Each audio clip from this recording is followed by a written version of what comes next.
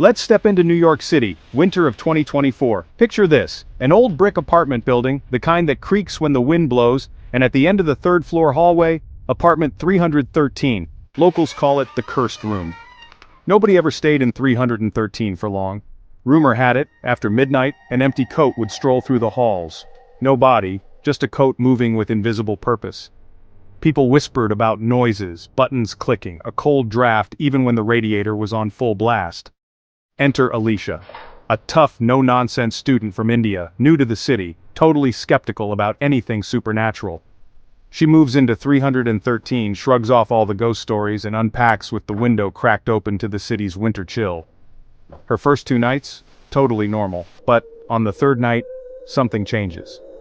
Around 2 a.m., she hears a gentle thud. The brown winter coat hanging by her door slips off the hanger.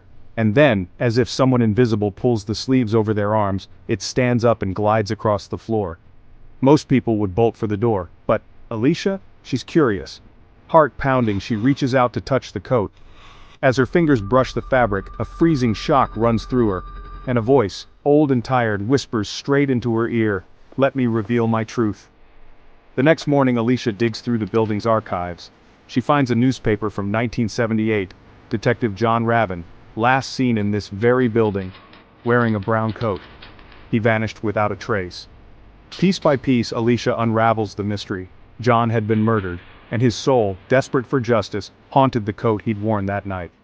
The final clue? The killer was still alive. The building's janitor, an old man who'd worked there for decades.